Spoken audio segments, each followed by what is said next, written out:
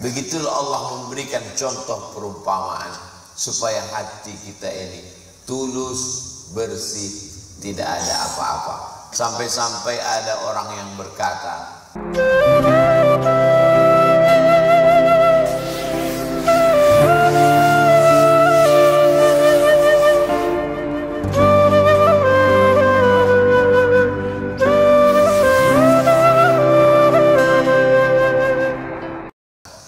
maka ketika orang melepaskan semuanya, bersih total, tidak ada apapun selain daripada Allah, air yang putih, bersih, tidak putih malah, tidak ada warna sama sekali, dia tidak hitam karena tidak ada kopi di dalamnya, dia tidak merah karena tidak ada teh di dalamnya, dia tidak manis karena tidak ada gula di dalamnya, dia tidak pahit karena tidak ada racun di dalamnya, dia tidak asin karena tidak ada garam di dalamnya, dia yang murni bersih, tidak ada campuran apa-apa.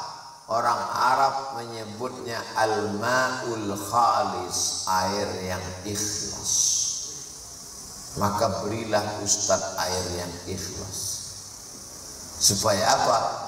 Supaya tenggorokannya tidak rusak oleh gula. Ustadz tidak boleh dikasih kopi sama teh, karena kalau tenggorokannya yang panas habis berceramah itu dikasih air gula, itu tidak panjang umur suara. Nanti berumur dia 50, 60 kalau jumpa, apa kabar? Sudah ngopi belum? Rusak kita suaranya. Masjid Al-Ikhlas ini memberikan saya 3 pilihan. Ustadz mau minum teh atau minum kopi atau air. Karena beberapa ustadz kadang menyindir, masa tausiah nggak ada tehnya. Maka Masjid Al-Ikhlas memberikan pilihan. Tapi di antara yang paling bersih, paling tulus, paling ikhlas, al-ma'ul khalis, air ikhlas itu karena tidak tercampur dengan apapun, disebut dia dengan air yang ikhlas. Kita selalu menyebutnya air mineral. Lalu kemudian berat, ada brutu, berat kotor, karungnya, sampahnya terhitung di dalam. Tapi ada berat yang bersih, namanya netto. Netto itu grup band Pak Ustadz, itu Leto. Netto bersih. Orang Arab menyebut yang bersih itu al-waznul khalis, berat bersih. Tidak masuk sampahnya, tidak masuk kotorannya, tidak masuk batunya, tidak masuk karungnya. Netto berat bersih, al-waznul khalis. Ada air, dia keluar tidak tercampur dengan darah. Mimbaini farsin wadamin. Farsin kotoran, warnanya hitam. Damin darah, warnanya merah. Kalau dia terkontaminasi oleh kotoran, maka dia berubah jadi hitam. Kalau dia kena menyentuh darah, maka dia menjadi merah. Dia tidak kena darah dan tidak kena kotoran, keluar jernih bersih, air susu kambing. Maka disebut dengan air ikhlas, karena tidak terkontaminasi, dirusak oleh kotoran najis warnanya hitam dan darah warnanya merah. Begitulah Allah memberikan contoh perumpamaan supaya hati kita ini tulus, bersih, tidak ada apa-apa. Sampai-sampai ada orang yang berkata, aku beramal bukan karena ingin surgamu dan bukan pula karena takut nerakamu. Lalu kamu beramal kenapa? Karena disuruh oleh istriku. masih ada unsur itu di dalam. Maka sebagian jamaah ragu kalau dia sholat minta surga. Ustaz Somad, boleh nggak kalau sholat ini minta surga? Katanya hati kita berarti kita nggak tulus, nggak ikhlas. Ikhlas nggak ikhlas itu bukan pakai rasa, tapi pakai hukum syariat Islam. Bolehkah kita sholat minta surga? Wasari'u ila maghfiratin min rabbikum wa jannatin arduhas samawati wal ard. Bersegeralah kamu kepada ampunan, beribadah kepada Allah untuk mendapatkan surga seluas langit dan bumi. Kenapa tidak boleh minta surga? Allah yang nyuruh minta surga. Nabi Muhammad SAW apa ada yang nyuruh minta surga? Ya, idza sa'altumullaha fas'aluhul firdaus. Kalau kamu minta kepada Allah, mintalah surga firdaus. Bahasa Arabnya firdaus. Orang barat menyebutnya paradise. Firdaus. Jadi kalau ada orang mengatakan jangan beribadah karena minta surga. Loh, kamu ikut siapa? Allah nyuruh minta surga. Nabi Muhammad nyuruh minta surga. Standarnya ikhlas nggak ikhlas itu adalah benar kata Allah, benar kata Rasulullah. Ini banyak sekarang anak muda ngaji habis itu pakai rasa. Kamu kenapa nggak ke masjid? Saya kalau ke masjid hati saya nggak ikhlas. Saya lebih ikhlas di rumah. Ditanya sama bapaknya, ibu-ibunya, Bu, anak ibu di rumah itu sholat? Enggak. Katanya kamu nggak ke masjid karena takut nggak ikhlas. Di rumah pun saya kalau kelihatan nggak ikhlas. Jadi saya cukup pejamkan mata, sholat saya batin di hati saja. Standarnya adalah mengikut syariat yang diajarkan Nabi Muhammad sallallahu alaihi wasallam. Nabi sholat ke masjid. Nabi tidak pernah meninggalkan sholat fardu di masjid. Bahkan ketika dia sakit pun disiram pakai air 5 qirbah. Kulit kambing dijahit, dimasukkan air ke dalamnya, disiramkan. Begitu terbangun Nabi, apa permintaannya? Bawakan ke masjid untuk sholat berjamaah. Kenapa tiba-tiba ada sekarang umat Nabi Muhammad SAW tidak mau sholat berjamaah? Karena takut riya. Mana yang lebih hebat kita dengan Nabi SAW? Dalam kitab Al-Fiqhul Islami wa Adillatu, dalam pembahasan tentang sholat berjamaah, Syekh Wahbah Zuhaili bercerita, kalangan salaf dulu kalau mereka tertinggal takbiratul ihram, dia berduka takziah 3 hari. Kalau sampai tertinggal sholat sampai salam, sampai ke masjid tiba-tiba orang sudah salam, dia berduka takziah 7 hari. Sebagian menghukum dirinya sekali tinggal sholat takbiratul ihram, malamnya dia tahajud sholat malam dari Isya sampai ke subuh. Dia hukum dirinya. Kenapa engkau yang semestinya beribadah kepada Allah terlambat? Hari ini ada orang yang tidak peduli, bernafas dengan udara titipan Allah, paru-parunya ciptaan Allah, berjalan di atas muka bumi milik Allah, lalu dengan seenaknya berbuat menurut dia. Uang-uang saya, mata-mata saya, semua milik saya. Mengapa saya tidak? Lillahi ma fis samawati wa ma fil ardh. Apa yang ada di langit, apa yang ada di bumi, milik Allah Subhanahu wa taala. Allah tuh hebat luar biasa. Jantung ciptaan dia, otak ciptaan dia, nafas ciptaan dia. Manusia bisa hidup karena jantungnya berdetak. Manusia bisa berjalan karena nafas masih berhembus. Semuanya milik dia. bumi yang dipijak punya dia, langit yang jadi atap milik dia, darah, daging, jantung, paru-paru, nafas punya dia. Tapi ketika orang itu beramal, dinisbatkan ke orang itu. Yang ceramah tadi siapa? Abdul Somad. Padahal semuanya milik Allah. Makanya ketika kita dipuji, cepat kembalikan kepada Allah supaya kita tidak lupa diri. Ini siapa? Ini titipan Allah. Hebat ya. Masya Allah, tabarakallah. Ini anaknya Pak, ganteng sekali. Alhamdulillah. Ini anak ibu, cantik sekali. Siapa dulu mamanya? Lupa dia mengembalikannya kepada Allah.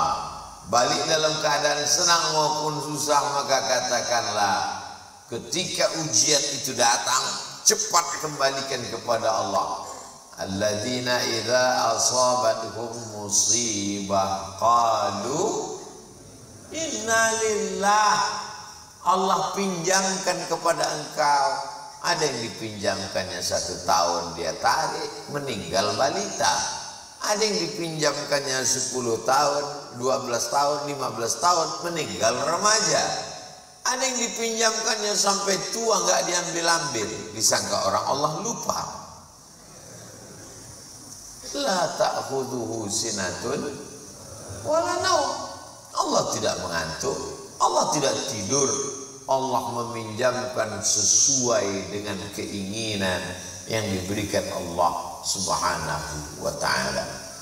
Maka tergantung bagaimana kita menyikapinya. Apakah kita tergesa-gesa dengan nafas tersengal atau kita mampu menahannya. Perempuan dikatakan paling tidak bisa menahan perasaan. Kalau dia senang diungkapkannya dengan penuh kesenangan, kalau dia susah diungkapkannya dengan penuh kesedihan. Makanya dilarang menarik-narik rambut, memukul-mukul pipi, merobek-robek kantong. Laisa minna man darabal khudud wa syaqqal juyub. Siapa yang memukul-mukul pipi, menarik-narik rambut, menyobek-nyobek kantong, bukan umat Nabi Muhammad SAW. Karena zaman dulu perempuan jahiliyah, kalau meninggal anaknya, meninggal suaminya, dia pukul-pukul pipinya, dia tarik-tarik rambutnya, dia sobek-sobek kantongnya. Yang lebih parah lagi orang sekarang, bukan cuma pipi dia pukul, pipi orang pun dipukulnya juga. Perempuan yang luar biasa, anaknya meninggal, suaminya sedang musafir, maka kata dia kepada tetangganya, nanti kalau suamiku pulang, jangan beritahu kabar duka ini. Dia letakkan anaknya di kamar sebelah. Begitu suaminya pulang, dia sudah mandi, dia sudah bersih, dia bersolek untuk suaminya. Zaman dulu sahabat Nabi yang perempuan itu bersolek untuk suaminya. Hari ini umat Islam bersolek untuk suami orang lain. Kalau suaminya pulang dia seperti mak lampir. Tapi kalau suami orang lain dia bersolek pas mau kondangan dan seterusnya. Dan makhluk seperti itu tidak ada di tempat lain. Lalu kemudian setelah suaminya pulang, dia berikan makanan yang terenak, terlezat. Dan ketika itu suaminya bertanya, anak kita mana? Anak kita sedang tidur lelap. Kenapa dia tidak ada di sini? Karena tidurnya lebih lelap daripada sebelumnya. Padahal anak itu sudah meninggal dunia di dalam kamar. Mampu dia menahan air matanya, mampu dia menahan emosinya. Perempuan itu bernama Ummu Sulaim, suaminya Abu Talha. Begitulah Allah Subhanahu wa ta'ala memberikan perasaan yang kuat. Apa yang membuat dia kuat? Yang membuat kuat itu bukan kita. Yang memberikan kekuatan itu dia. maka dinisbatkan kepada dia dan lisan kita berkata la haula wala quwata illa billah.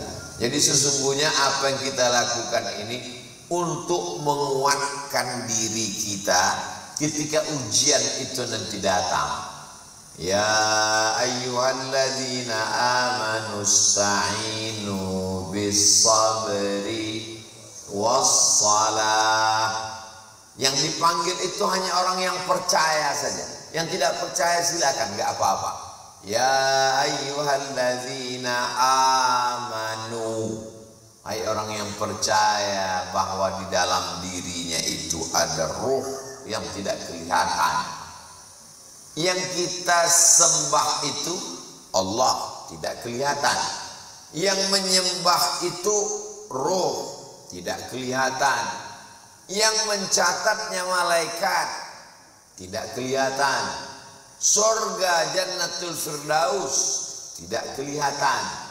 Orang sekarang mau yang kelihatan. Benda yang kelihatan itu disebut dengan materi. Orang yang hanya percaya kepada yang kelihatan disebut dengan materialisme. Jadi saya ketemu dengan salah satu mu'allaf yang pernah mencoba semua agama. Jadi dia anggap agama ini ya seperti beli pakaian di mall lah. Tes ini enak ini. Kenapa kamu pilih Islam? Kata dia, ada satu yang beda dengan yang lain. Apa bedanya? Di Islam ini Tuhannya nggak kelihatan. Jadi bagi saya menarik dia kalau nggak kelihatan. Yang lain kelihatan gitu.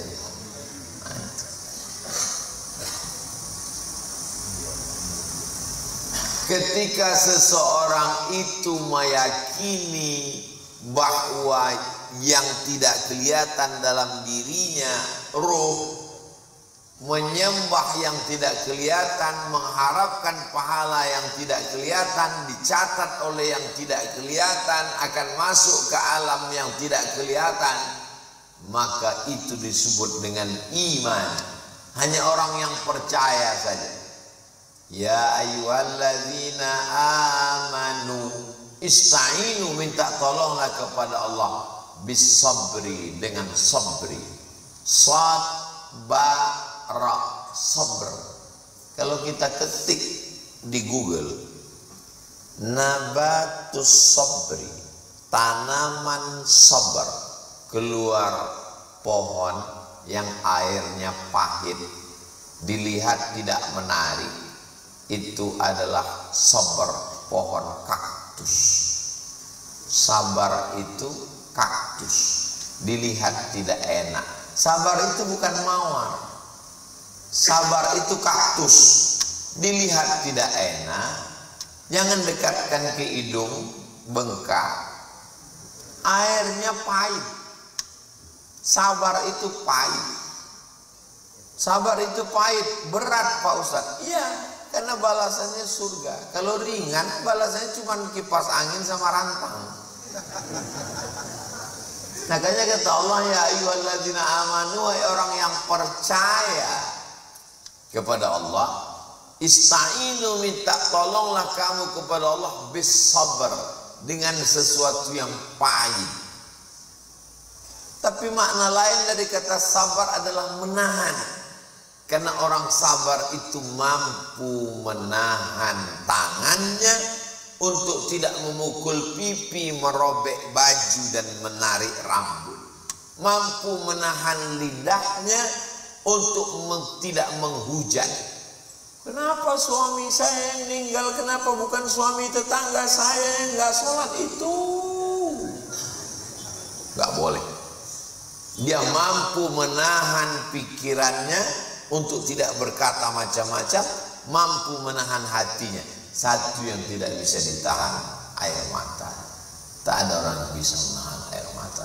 Makanya ketika Ibrahim, anak Nabi SAW, dari perempuan bernama Maria Al-Qibtiyah, perempuan dari Mesir, meninggal umur 18 bulan, meleleh air mata Nabi.